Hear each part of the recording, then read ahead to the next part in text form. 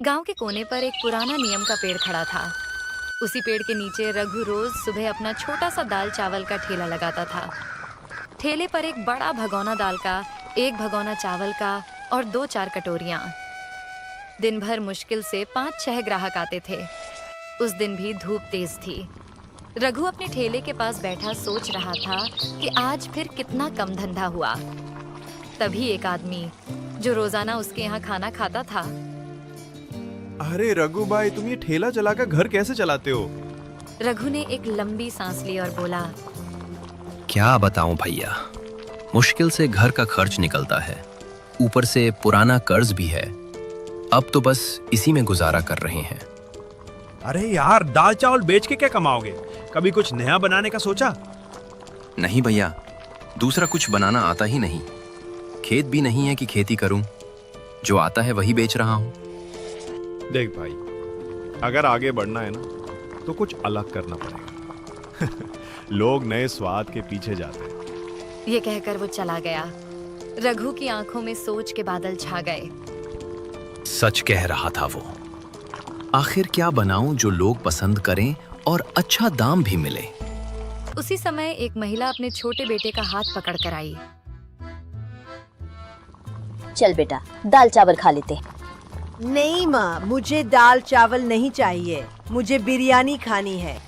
बेटा मुंह बिगाड़ते हुए बोला, बेटा यहाँ बिरयानी नहीं मिलती और वो बहुत महंगी भी होती है। चल दाल चावल खा ले। नहीं, मुझे नहीं खाना। महिला ने मजबूरी में ठेला छोड़ दिया और बेटे को लेकर चली गई। रघु ये सब चुपचाप देख रहा था। उसके मन में एक बिजली सी कौंधी। बिरयानी, हाँ, लोग बिरयानी पसंद करते हैं, महंगी भी है, शायद यही बिके। शाम को जब रघु ने ठेला समेटा और घर पहुंचा तो उसका चेहरा उम्मीद से चमक रहा था। कमला, उसने अपनी पत्नी को आवाज दी।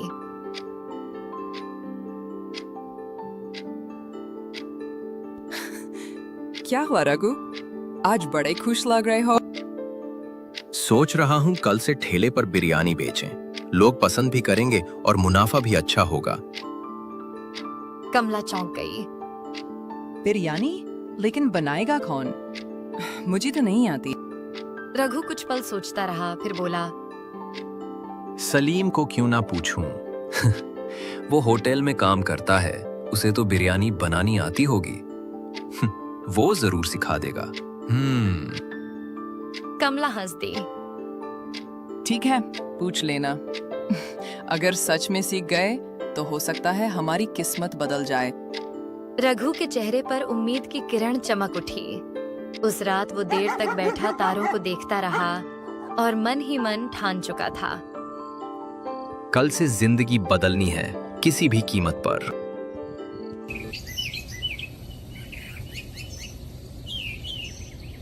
अगली सुबह रघु सूरज निकलने से पहले ही उठ गया।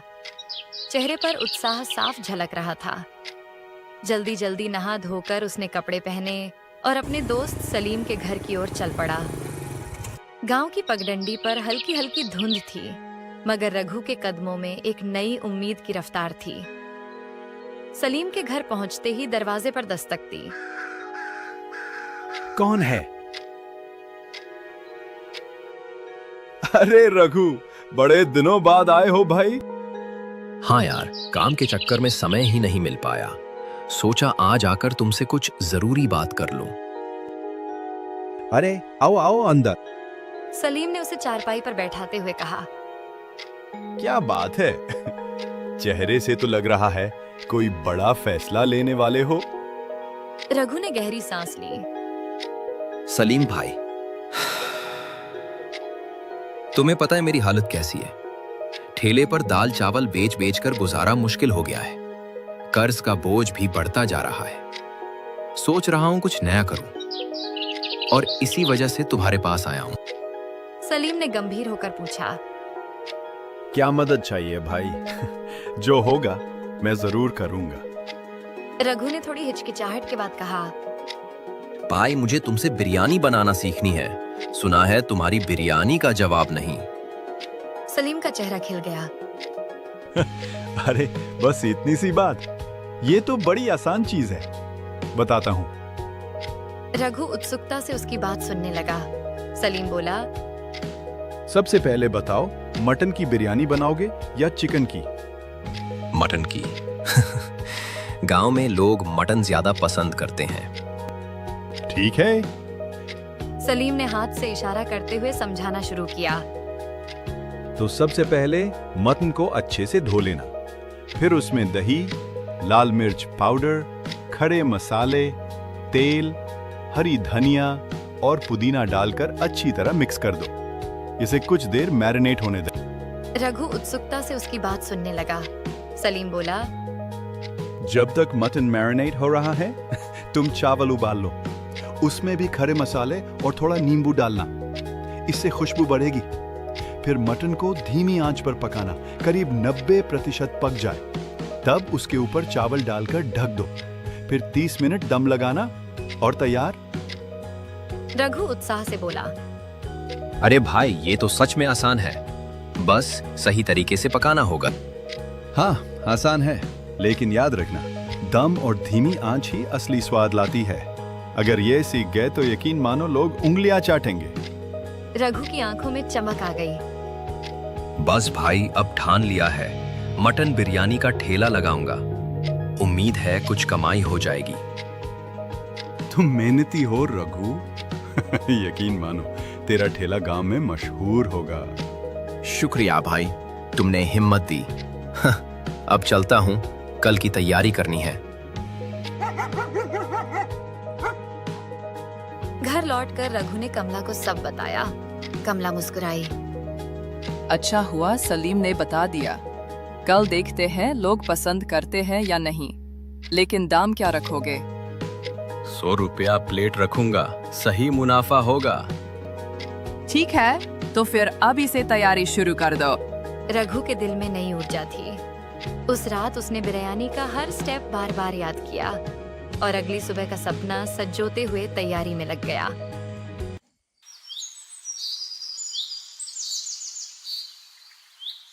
सुबह होते ही रघु ने जल्दी जल्दी नहा धोकर काम शुरू कर दिया। उसके चेहरे पर अब पहले जैसी थकान नहीं, बल्कि उम्मीद की चमक थी। उसने ताज़ा मटन अच्छे से धोया और सलीम की बताई रेसिपी याद करते हुए उसमें दही, लाल मिर्च पाउडर, खड़े मसाले, पुदीना और हरा धनिया डालकर प्यार से मसालों में लपेट दिया। कामला, देखना, आज गांव में ऐसा स्वाद फैलेगा कि लोग खुद चल कर आएंगे। हाँ, भगवान करे आज तेरा ठेला लोगों की पसंद बन जाए। मैं भी तेरी मदद करती हूँ। रघु ने चावल उबालते हुए नींबू का रस और मसाले डाले। रसोई से फैलती खुशबू ने खुद रघु को भी भूख महसूस करवा दी। बड़े बड़े हांडों में बिरयानी भरकर उसने ठेला सजाया और गांव के मुख्य चौराहे पर पहुंच गया। जैसे ही बिरयानी का पहला दम खुला, उसकी खुशबू चारों ओर फैल गई। राह चलते लोग रुककर देखने लगे। तभी कल वाली महिला और उसका छोटा बेटा वहां से गुजरे। माँ, देखो देखो, यहाँ मटन बिरयानी है। बच्चा उछलते हुए बोला। महिला चौंक गई। अरे हाँ, यहाँ बिरयानी, वो भी मटन की। चलो आज खाते हैं। दोनों ठेले के पास पहुंचे। भैया, क्या सच में बिरयानी है? हाँ दीदी, आज स्पेशल मटन बिरयानी है। एक बार खाकर देखिए, उंगलियां चाटते रह जाएंगी। अच्छा, कितने की प्लेट है? बस 100 रुपए की एक प्लेट, और उसमें 2 बड़े मटन के पीसेस मिलेंगे। रघु ने प्यार से एक प्लेट परोसी। महिला और बेटा जैसे ही खाने लगे, उनके चेहरे खिल उठे। अरे भाई, ये तो कमाल की बिरयानी है। महिला ने चौंक कर कहा। बेटा खुशी से बोला, माँ, ये तो रेस्टोरेंट से भी अच्छी है। एक प्लेट और दे दो। महिला हंसते हुए बोली।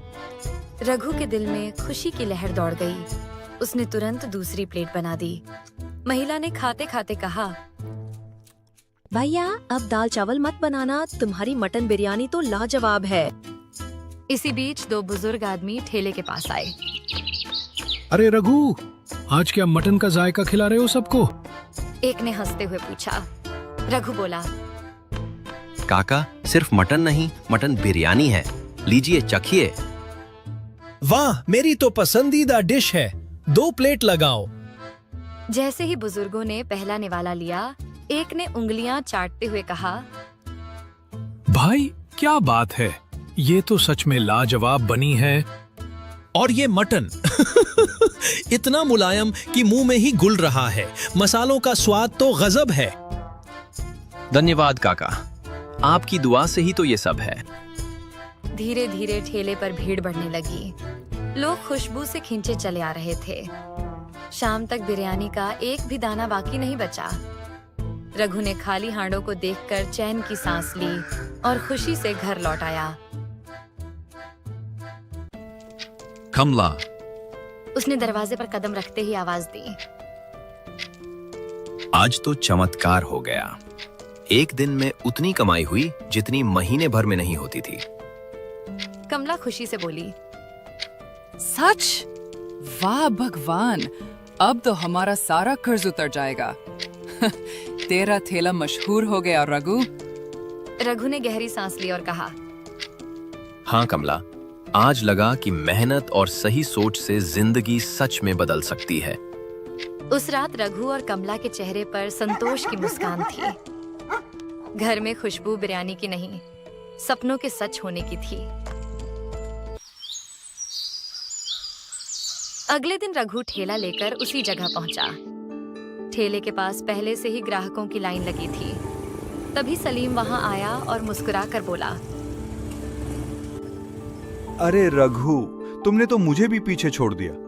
पूरी बिरयानी की खुशबू गांव में फैल गई है। रघु हंसते हुए बोला, अरे यार, पहले खुद खा तो लो, फिर बताना कैसी है। सलीम ने सिर हिलाया। खाने की जरूरत नहीं। लोगों की तारीफें सुनकर ही पता चल गया है कि तूने कमाल कर दिया है। रघु भावुक होकर बोला, भाई, ये सब तेरी वजह से हुआ है। तूने मुझे रास्ता दिखाया। तेरे इस एहसान को मैं जिंदगी भर नहीं भूलूंगा। अरे यार, दोस्तों के बीच एहसान नहीं होता। तेरी मेहनत ही तुझे यहाँ तक लाई है। धीरे धीरे रघु की बिरयानी का ठेला गांव में मशहूर हो गया।